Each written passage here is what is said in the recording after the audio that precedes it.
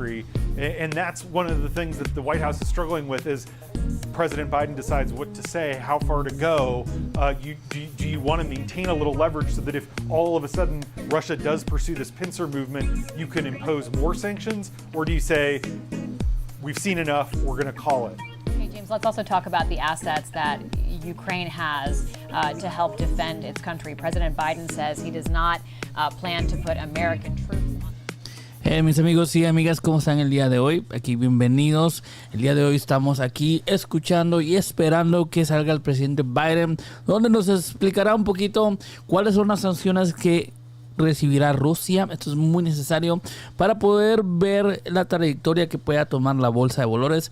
Por si hemos visto una bolsa de valores bastante dañada, bastante roja. Aquí estamos viendo, vamos a ver rápidamente los índices. S&P 500 está menos 1.64, Dow Jones menos 1.85 y el Nasdaq menos 1.88. Bastante golpeadas el día de hoy, casi todo está rojo. Muchos están esperando a ver qué es lo que nos platica el día de hoy el presidente Biden, donde pues nos pueda aclarar un poco cuál va a ser realmente los pasos a seguir de Estados Unidos, y así vamos a poder aliviar un poco lo que está sucediendo en este momento. Aquí estamos esperando, hay un retraso en lo que es la parte de la Casa Blanca, pero indican que el presidente Biden está ahorita en el teléfono y está hablando sobre temas muy importantes. Entonces siempre se está esperando que el presidente Biden salga en vivo. Para mientras vamos a estar aquí saludando a todos. Denle me gusta al video, compártanlo. Aquí estamos en la espera del presidente Biden para darnos actualizaciones y lo que venga en el futuro, que es muy necesario que estemos al pendientes. And so into Lviv. So the U.S. presence is very strong right here. And we talked earlier, Libby, about the spillover effect, the risk of refugees coming into Poland and even some of these other NATO countries. And U.S. troops are here to assist if there is significant spillover. It's 2 o'clock Eastern time. If you're just joining us, we are awaiting President Biden's remarks in the East Room, and you saw that podium set up just a few moments ago, so we do anticipate the president speaking shortly. Olivier Knox, se anticipa que el presidente Biden saldrá en cualquier momento. Estamos en espera. Si se acaban de unir, denle me gusta al botón. Aquí, como siempre, traemos actualizaciones, noticias, todo lo que tiene que ver con la bolsa de valores, noticias, todo lo que pueda atraernos dinero, lo que sea, lo que esté pasando, lo que nos pueda afectar, pues aquí lo traemos en este canal. Entonces suscríbanse al canal, denle me gusta, compartan el video, ayudan increíblemente. Y aquí estamos esperando que salga el presidente Biden. Es muy necesario que veamos qué tipo de sanciones son las que serán, pues, de una u otra manera dadas a Rusia. Esto podamos ver realmente un afecto en lo que es en la bolsa de valores. Entonces vamos a estar esperando sobre esto. El día de hoy estamos aquí, está un día súper rojo en la bolsa de valores. Después de esto, sabemos que cuando cierre el mercado tenemos los earnings de Virgin Galactic, que estamos muy pendientes, aunque Virgin Galactic ha estado cayendo como todas las acciones de la bolsa. Vamos a ver si buena noticia, si es que dan buenas noticias, hacen que lo que son las acciones suban. Entonces vamos a estar al pendiente de todo eso. Les mando un fuerte abrazo. Aquí vamos a estar siempre en lo que es viendo lo que salga el presidente Biden para no perdernos. Y estamos aquí. Un fuerte abrazo. Denle me gusta y compartan. So we're listening for a lot of things from President Biden. What's the U.S. reaction? How does he see the road forward? Will there be economic and diplomatic sanctions, both, or just one, or just the other? It's a very important moment. I might just add one quick thing, which is Biden's minor incursion comment was widely misunderstood. He was indicating that it might be difficult to keep a united front if Russia did a limited engagement, did a limited invasion. And I think that reflected the fact that there was concern inside the administration that allies like Germany might really need to be pulled along towards a harder line that the United States is favoring here. That's always a bit of a challenge. You know, there was, for weeks, for months, the Germans refused to link the Nord Stream 2 pipeline to Russia's actions in Ukraine, while Biden was saying, well, if they invade, Nord Stream 2 won't go forward. The new German chancellor, Mr. Scholz, was not willing to go as far. So the fact that they did now put that on pause is actually pretty significant as well. Let's go to Tyler Pager now, joining us from the White House. Tyler, over the phone. So we are anticipating President Biden speaking shortly. Tyler, do we know what the holdup's been? Yeah, we expect him to come out here pretty much any minute at this point. The pool of reporters has been brought in the East Room of the White House, where the lectern is set up for the president to speak. And our understanding is that the president was just kind of fine-tuning his remarks here before he addresses the nation and the world. Obviously, a lot of eyes will be on the president and what he says, given the escalation in Ukraine, and to the points being made before I jumped on about whether or not, what we're looking for here is whether or not the president considers this the level of an invasion that he is going to release the highest level of sanctions. We heard that language for the first time from his national security advisors this morning.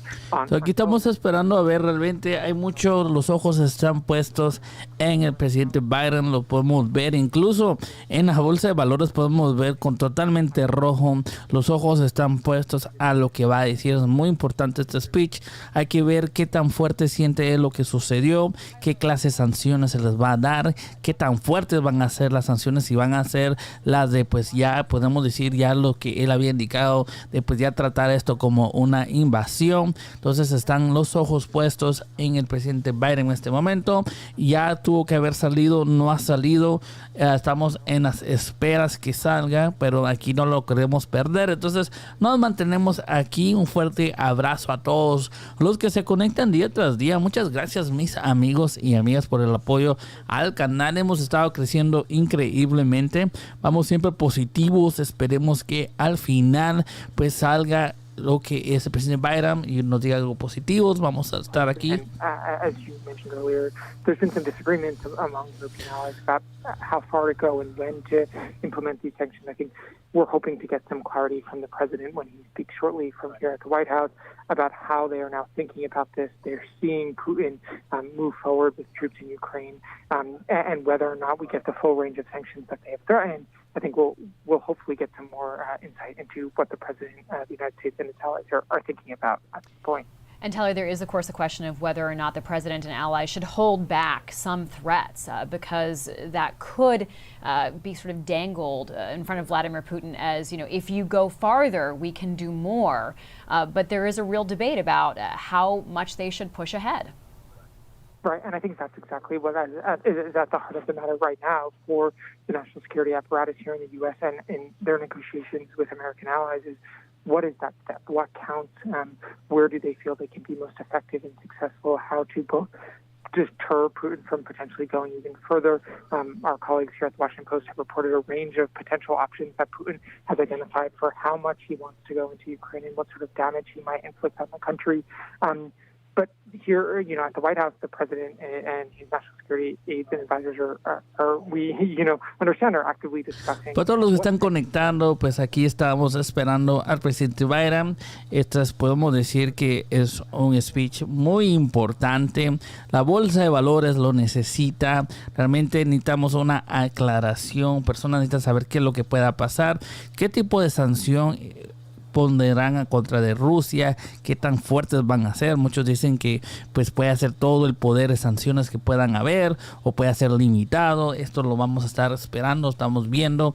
Incluso el mercado de valores lo podemos ver que está en la espera de lo que diga el presidente. Está totalmente roja, los tres índices completamente rojos. Aquí estamos, S&P 500 menos 1.79, el Dow Jones menos 2.11, el Nasdaq menos 2.11. Se están cayendo bastante fuerte y aquí seguimos en la espera del presidente Biden. Yo creo que esta, podemos decir, es una speech muy importante. Denle me gusta, compartan el video y estamos ahí. Escríbanme de dónde me miran y estamos aquí escuchando. What a president can do is alert Congress if he wants to use our troops for any sort of conflict. And it appears that the Biden administration has been in contact with Congress on each of their moves in this decision leading up to what the president might say today. But Congress does not need to take a vote right now on anything. We've also seen and expect him to come out with some sort of messaging on sanctions. He can do that at the executive branch level. Congress doesn't need to do that.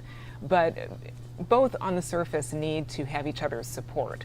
Congress needs to be supporting the White House in any sort of international moves and vice versa. So it appears that they're all on the same page right now with actions and steps. But when you talk about legislation, Congress doesn't need to vote on anything right now. And as I've mentioned before, both chambers, the Senate and the House, are on a recess right now. Recuérdense que el Congreso, el presidente puede pedir pues ya lo que es ya el Congreso para poder usar tropas. Puede pasar mucho. Creo que esta, podemos decir, es una speech muy importante. La Bolsa de Valores está en este momento al pendiente. Esto puede incrementar más fuerte. Todo depende lo que diga el presidente Biden, qué tipo de sanciones, el nivel de sanciones. Creo que Estados Unidos en este momento está al pendiente a lo que vaya a decir. Todos estamos aquí. Denle me gusta al video, compártanlo. Estamos esperando. Debería salir en cualquier momento. Ya este speech está ya retrasado por sí. Entonces todos estamos aquí en la expectativa. Denle me gusta al video. Gracias por apoyar. Después de esto nos toca los earnings de Virgin Galactic. Podemos decir ya van a ser a las 2 p.m. Pacific Time. Entonces estaremos ahí escuchándoles. Si les gusta, suscríbanse al canal. Denle me gusta. Aquí sacamos lo que son los en vivos de apertura del mercado y el cierre. Entonces únanse al canal y siempre estamos aquí actualizando de lo que son acciones, todo lo que está sucediendo. Un fuerte abrazo y seguimos aquí escuchando. How close NATO is to Russia and why this battle over Ukraine for that joining. Yeah, Libby, it really changes the game for NATO strategically if Russia gets control of Ukraine. Right now, Ukraine is this buffer zone. Russia doesn't want this buffer. Russia wants to be right on NATO. And you know, these are the Baltic states up here. This is Estonia, Latvia, Lithuania. And if Belarus has essentially become a Russian client state, Vladimir Putin trying to restore his empire, if he pulls Ukraine in, controls the northern part of the Black Sea, all of a sudden, these countries right here are going to become a lot more concerned. And I can tell you from talking to people in those countries, they're already panicked about the kind of the strategic balance in the region shifting. And then all of a sudden, Poland is going to have Russian troops right along its full border. And then over here, this little red patch that you can see, this has been part of Russia since the fall of the Soviet Union. And so, you know, it obviously has sea lane access to Russia. But what you expect, you know, what you hear from these Baltic states is Russia's going to say, well, these are also belong to Russia. This should be part of Russia, and we need to reunite this area with the rest of Russia. And so then all of a sudden, all three of these countries are members of NATO. Article 5 of NATO means that the United States has a treaty obligation to defend any member of the alliance that comes under attack. So Ukraine is not a member of NATO, which is why it's not even in question about whether the U.S. is going to send troops. But the U.S. has signed a treaty that necessitates military intervention to defend these relatively small countries. Estonia up here is a country of about 1 million people. It's not a large country, and you have Russia right here. So the Russian army is certainly capable of easily seizing a country like Estonia, but they're part of NATO. So all of a sudden, once Russia would have Ukraine, if they go ahead with a full-scale invasion, all of these countries are going to be much more nervous. You're going to see a pretty significant military buildup. You're going to see a lot of pressure for the U.S. to reassert its Article 5 commitments. And if there's any perceived softness or weakness, if Putin thinks that he can get away with taking the Baltic states or moving into Poland without military force in response, then he's going to do it. And so part of the needle that Biden is trying to thread today with this kind of incursion into this part of the country is making it clear that Putin will face consequences, because each time he's moved in, you know, it was in August of 2008, he basically took Georgia and didn't face full-scale response from the West because it wasn't a member of NATO. So this is gives you the full picture, Libby. And again, if Putin gets Ukraine, it changes the strategic balance of Europe. Olivier, is there still a window of opportunity for Vladimir Putin to get some concessions from NATO or some guarantees? Aquí estamos esperando al presidente Biden. Creo que este es un speech muy importante. Cómo va a tomar la situación y la posición de Estados Unidos. Cómo van a estar las sanciones, qué nivel de sanciones. Recordémonos que pues está mucho en juego, la Bolsa de Valores lo sabe, aquí estamos muy al pendientes realmente de lo que está sucediendo y pues estamos aquí esperando ya lo que es el speech. Tuvo que haber sido ya hace aproximadamente media hora, entonces seguimos en la espera, ok, aunque no nos movemos de aquí porque queremos verlo en vivo lo que sucede. Aquí denle me gusta, compartan el video, realmente está pasando mucho. Y yo creo que en esto podamos ver una claridad de qué posición va a tomar Estados Unidos, ¿ok? Si lo va a declarar ya como un ataque ya de Rusia, una invasión ya a Ucrania, o cómo lo va a hacer, que este tipo de sanciones, porque también tenemos que ver cómo puede venir también a afectarse las empresas, es muy necesario. Creo que la Bolsa de Valores también está a la espera de este speech, quiera o no. Estamos viendo aquí los índices están completamente rojos, las acciones están rojas y estamos viendo, estamos en espera, seguimos todos aquí en espera, todos los que están ahí, muchas gracias por el apoyo. Seguimos aquí en vivo, en directo, denle me gusta al video, compártanlo y seguimos aquí esperando que salga el presidente Biden. Un fuerte abrazo, escríbame dónde me ven. Un fuerte abrazo a todos, respeto, ok, un fuerte abrazo, vamos ahí y sigamos esperando. Yeah, what would be the significance of that, Olivier, and how concrete would that need to be? Why would that be an incentive for things to cool down? Well, I think both sides are notionally saying that they favor a diplomatic outcome, even as Putin sends forces into those two separatist regions.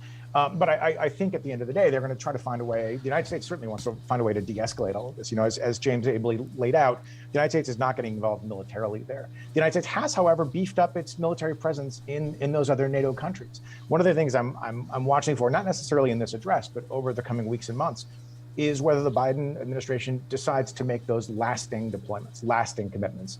You know, again, in theory, the United States has no permanent military presence overseas because we are there at the invitation of the host government most of the time. But in this case, it'd be interesting to see if Vladimir Putin has, in a way, undermined his own interests and Russia's own interests by beefing up the NATO alliance. You know, it wasn't that long ago that the NATO alliance was kind of adrift and looking for a purpose. The collapse of the Soviet Union had removed its main strategic reason for being. And it was sort of listing and it was admitting new members and extending eastward in what some are arguing now was a strategic mistake that riled up the Russians. But now in just the last few weeks, there's been a renewal of a commitment and a purpose for the alliance. And so in some ways, Putin has undermined his own objectives here. He was very eager to undermine NATO. He was very eager to undermine the European Union. And now both of those entities, those institutions, seem to be coming out of this stronger. Yeah, James Homan, let's talk more about that. Mis amigos y amigas, ¿cómo están? Aquí yo sigo de la espera. Estamos en la espera. Estamos esperando que salga el presidente Biden. Yo creo que es muy importante. No quiero que nos lo perdamos. Estamos en la espera, esperando qué es lo que pueda pasar. Creo que este speech es muy importante. Nos va a dar claridad en la posición de Estados Unidos, las sanciones, todo lo que pueda pasar.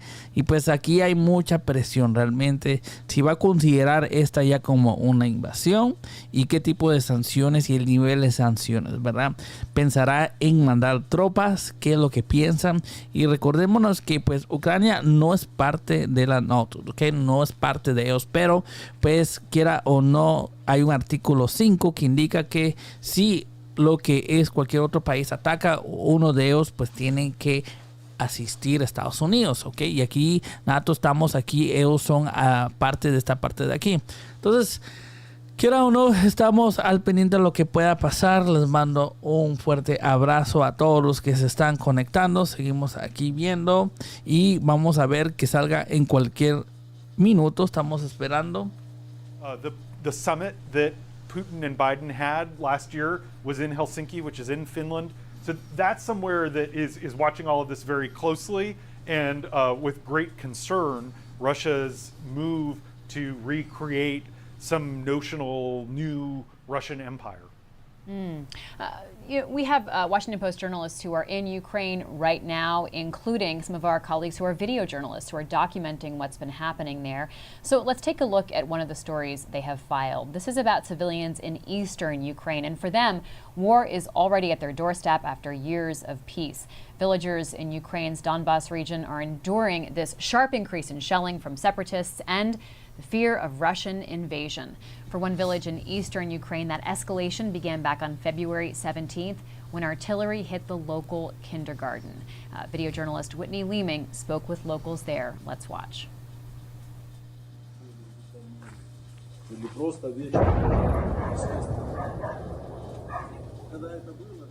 Немножечко уже понимаешь, все равно ты понимаешь, что это. Если это короткий выстрел, да, и вот сразу вот, и такой резкий звук, в принципе, это миномет работает. Если же это работает пушка, то она больше там, допустим.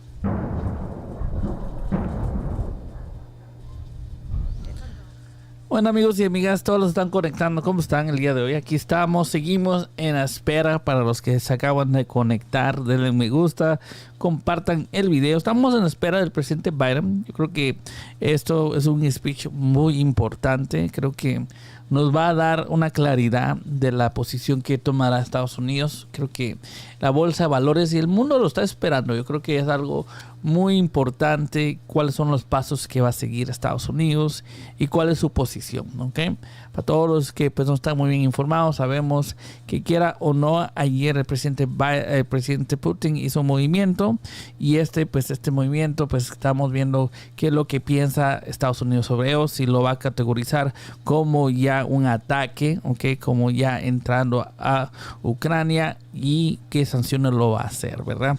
Ahora seguimos en espera. Esta reunión tuvo que haber sido aproximadamente hace más de 30 minutos, pero seguimos aquí esperando. Vamos a ver a qué hora termina saliendo. Mientras tanto, vamos a ver un poquito la bolsa de valores, porque la bolsa de valores ha estado cayendo bastante fuerte a pesar de todo lo que está sucediendo. Aquí estamos viendo los índices. S&P 500 está en menos 1.50, el Dow Jones en menos 1.82 y el Nasdaq menos 1.69. Han estado sufriendo bastantes acciones. Esto incluye el mundo de los EVs. En realidad que los EVs están afectándose bastante. Aquí lo estamos viendo. Vamos a ver a qué precio está. Hay muchas caídas de un 5%, un 6%. Wynn Resort está en lo que es un 5%. PayPal se ha mantenido. Realmente no se ha mantenido tan mal. Aquí estamos viendo DraftKings muy bien, un 4.50%, a pesar que pues sí había estado cayendo fuertemente. Rivian un 9% a 60.40. También estamos viendo aquí Lucid un 5%, 25.08. Y seguimos aquí viendo lo que sucede. La transmisión es completamente en vivo. Un fuerte abrazo a todos. Seguimos esperando al presidente Biden, ok, ya está retrasado, pero seguimos viendo qué es lo que pueda pasar. Yo creo que esto es muy importante. Tenemos que ver primero la posición de Estados Unidos. Si habla algo sobre mandar tropas, pues esto pueda empeorar un poco más y así hay que protegernos. Recordémonos que ya mandar tropas ya sería ya un nivel que pueda haber ya un conflicto más fuerte. Entonces, mucho ojo con esto. También las sanciones, qué tipo de sanciones va a dar, qué nivel tan alto se los va a dar, porque puede hacer que solo sea una parte de sanciones y pueda amenazar con más sanciones mucho más fuertes si siguen acercándose. Pero tenemos que esperar. Realmente yo pienso que muchos inversionistas están viendo lo que es este speech, que lo estamos en espera. Es muy importante. Denle me gusta al video, compártalo. Y aquí estamos. Ya está el presidente Biden. Al final voy a estar traducir lo que él dijo. Te voy a estar callado. Un fuerte abrazo. Yesterday, Vladimir Putin recognized two regions of Ukraine as independent states. And he bizarrely asserted that these regions are no longer part of Ukraine and they're sovereign territory.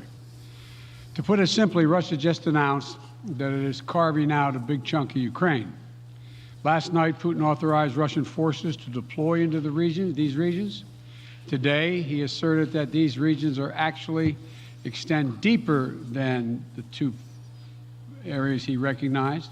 claiming large areas currently under the jurisdiction of the Ukraine government. He's setting up a rationale to take more territory by force, in my view. And if we listened to his speech last night, and many of you did, I know, he's setting up a rationale to go much further. This is the beginning of a Russian invasion of Ukraine, as he indicated and asked permission to be able to do from his Duma. So let's begin to, I'm going to begin to impose sanctions in response far beyond the steps we and our allies and partners implemented in 2014. And if Russia goes further with this invasion, we stand prepared to go further as with sanctions. Who in the Lord's name does Putin think gives him the right to declare new so-called countries on territory that belong to his neighbors? This is a flagrant violation of international law and demands a firm response from the international community. Over the last few months, we've coordinated closely with our NATO allies and partners in Europe and around the world to prepare that response. We've said all along, and I've told Putin to his face more than a month ago, that we would act together. And the moment Russia moved against Ukraine, Russia has now undeniably moved against Ukraine by declaring these independent states. So today, I'm announcing the first tranche of sanctions to impose costs on Russia in response to their actions yesterday. These have been closely coordinated with our allies and partners and will continue to escalate sanctions if Russia escalates. We're implementing full blocking sanctions on two large Russian financial institutions, VEB and their military bank. We're implementing comprehensive sanctions on Russia's sovereign debt. That means we've cut off Russia's government from Western financing. It can no longer raise money from the West and cannot trade in its new debt on our markets or European markets either. Starting tomorrow and continuing in the days ahead, we'll also impose sanctions on Russia's elites and their family members. They share in the corrupt gains of the Kremlin policies and should share in the pain as well. And because of Russia's actions, we've worked with Germany to ensure Nord Stream 2 will not, as I promised, will not move forward. As Russia contemplates its next move, we have our next move prepared as well. Russia will pay an even steeper price if it continues its aggression, including additional sanctions. The United States will continue to provide defensive assistance to Ukraine in the meantime, and will continue to reinforce and reassure our NATO allies. Today, in response to Russia's admission that it will not withdraw its forces from Belarus, I have authorized additional movements of U.S. forces and equipment already stationed in Europe to strengthen our Baltic allies, Estonia, Latvia, and Lithuania. Let me be clear, these are totally defensive moves on our part. We have no intention of fighting Russia. We want to send an unmistakable message, though, that the United States, together with our allies, will defend every inch of NATO territory and abide by the commitments we made to NATO. We still believe that Russia is poised to go much further in launching a massive military attack against Ukraine. Hope I'm wrong about that, hope we're wrong about that, but Russia has only escalated its threat against the rest of Ukrainian territory, including major cities and including the capital city of Kyiv. There are still well over 150,000 Russian troops surrounding Ukraine. And as I said, Russian forces remain positioned in Belarus to attack Ukraine from the north, including warplanes and offensive missile systems. Russia's moved troops closer to Ukraine's border with Russia. Russia's naval vessels are maneuvering in the Black Sea to Ukraine's south, including amphibious assault ships, missile cruisers, and submarines. Russia's moved supplies of blood and medical equipment into position on their border. You don't need blood unless you plan on starting a war. Over the last few days, we've seen much of the playbook that Secretary Blinken laid out last week in the United Nations Security Council come to pass. A major increase in military provocations and false flag events along the line of contact in the Donbass. Dramatically staged, conveniently on-camera meeting of Putin's Security Council to grandstand for the Russian public. And now, political provocation of recognizing sovereign Ukrainian territory as so-called independent republics in clear violation, again, of international law. President Putin has sought authorization from the Russian parliament to use military force outside of Russian territory. And this set the stage for further pretexts of further provocations by Russia to try to justify further military action. None of us should be fooled. None of us will be fooled. There is no justification. Further Russian assault in Ukraine remains a severe threat in the days ahead. And if Russia proceeds, it is Russia and Russia alone that bears the responsibility. As we respond, my administration is using every tool at our disposal to protect American businesses and consumers from rising prices at the pump. As I said last week, defending freedom will have cost for us as well and here at home. We need to be honest about that. But as we do this, I'm going to take robust action to make sure the pain of our sanctions is targeted at the Russian economy, not ours. We're closely monitoring energy supplies for any disruption. We're executing a plan in coordination with major oil-producing consumers and producers toward a collective investment to secure stability in global energy supplies. This will blunt gas prices. I want to limit the pain to the American people are feeling at the gas pump. This is critical to me. In the last few days, I've been in constant contact with European leaders, including with Ukrainian President Zelensky. Vice President Harris met in person with the leaders in Germany over the weekend at the Munich conference, including President Zelensky. At every step, we have shown the United States and our allies and partners are working in unison, which he hasn't been counting on, Mr. Putin. We're united in our support of Ukraine. We are united in our opposition to Russian aggression. And we're united in our resolve to defend our NATO alliance. And we're united in our understanding of the urgency and seriousness of the threat Russia is making to global peace and stability. Yesterday, the world heard clearly the full extent of Vladimir Putin's twisted rewrite of history, going back more than a century, as he waxed eloquently, noting that, well, I'm not going to go into it, but nothing in Putin's lengthy remarks indicate any interest in pursuing real dialogue on European security in the year 2022. He directly attacked Ukraine's right to exist. He indirectly threatened territory formerly held by Russia, including nations that today are thriving democracies and members of NATO. He explicitly threatened war unless his extreme demands were met. And there's no question that Russia is the aggressor. So we're clear-eyed about the challenges we're facing. Nonetheless, there is still time to avert the worst-case scenario that will bring untold suffering to millions of people if they move as suggested. The United States and our allies and partners remain open to diplomacy if it is serious. When all is said and done, we're going to judge Russia by its actions, not its words. And whatever Russia does next, we're ready to respond with unity, clarity, and conviction. We'll probably have more to say about this as it moves on. I'm hoping diplomacy is still available. Thank you all very much. Sir, are you still open to meeting with Vladimir Putin, sir? Bueno, amigos y amigas, aquí estamos. Ya podemos decir, ya habló el presidente Biden. Ok, ciertos puntos que tenemos que aclarar. Sanciones van a ir a los bancos, ok.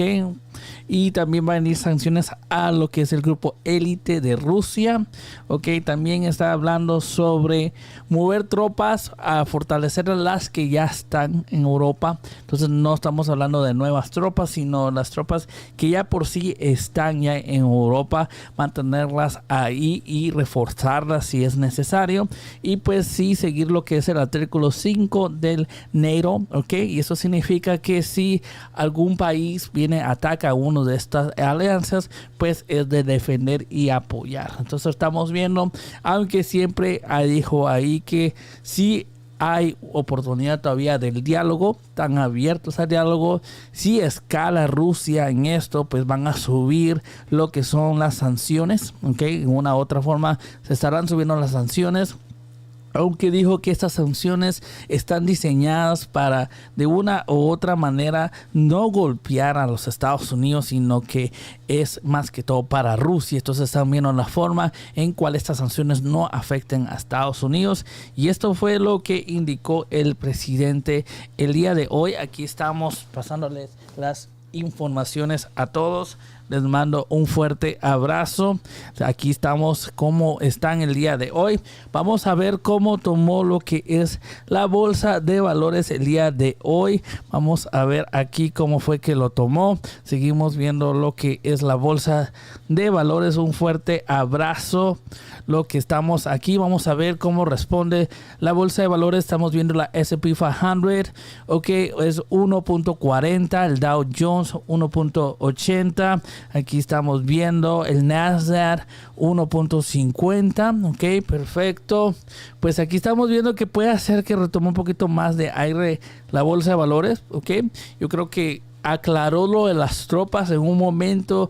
Creo que en un momento hubo tensión cuando dijo que iba a movilizar tropas, y cuando aclaró que eran las mismas que ya estaban en Europa, creo que esto le dio un poco más de aire a lo que es el ambiente en cuando él estaba hablando. Esto creo que es bueno. Esto está diciendo, bueno, que las sanciones se van a ir subiendo dependiendo de cómo actúa Rusia, y al final de todo esto fue lo que dijo el presidente Biden. Espero que les haya gustado. Si les gustó, destruyan ese botón que les gusta. Estaremos en lo que es el cierre del mercado, y también hoy es un día largo porque después del cierre nos va a tocar lo que es de una u otra manera el Virgin Galactic, ok. Virgin Galactic el día de hoy va a tener lo que es su, podemos decir, sus earnings, ok. Vamos a esperar qué es lo que pasa, si ha estado sufriendo junto a todas las acciones el día de hoy. Una vez más, para los que se la han perdido, el presidente Biden habló, dijo ciertos puntos. Sanciones van a ir a los bancos para sancionarlos, y también a lo que son cuentas de, podemos decir, rusos élite, ok, billonarios. Estas cuentas van a ser afectadas. También está hablando sobre diferentes movimientos, que si hace movimientos más agresivos, pues quiera o no, van a haber un incremento de estas sanciones. Y pues sí van a seguir con el artículo 5 de la NATO, que es asistir a ellos si es que llegan a atacar a un grupo, a una alianza de ellos mismos. Y esto es lo que está pasando en este momento. Les mando un fuerte abrazo. Espero que se la hayan pasado increíblemente el día de hoy. Yo sé que está difícil, pero hay que ser positivos. Ok, vamos a seguir ahí fuertes. Les mando un fuerte abrazo y nos vemos en el cierre del mercado. Fuerte abrazo, destruyan el botón que les gustan, compartan el video, y pues nos vemos en el cierre del mercado. Vamos a ver en esta hora cómo se comporta lo que es el mercado, a lo que dijo el presidente Biden. Yo creo que esto ya lo mirábamos venir de una u otra manera, y aquí ya podemos ver la ruta que está tomando todo. Les mando un fuerte abrazo y nos vemos en el cierre del mercado. Hasta la próxima. Se me cuidan y nos vemos.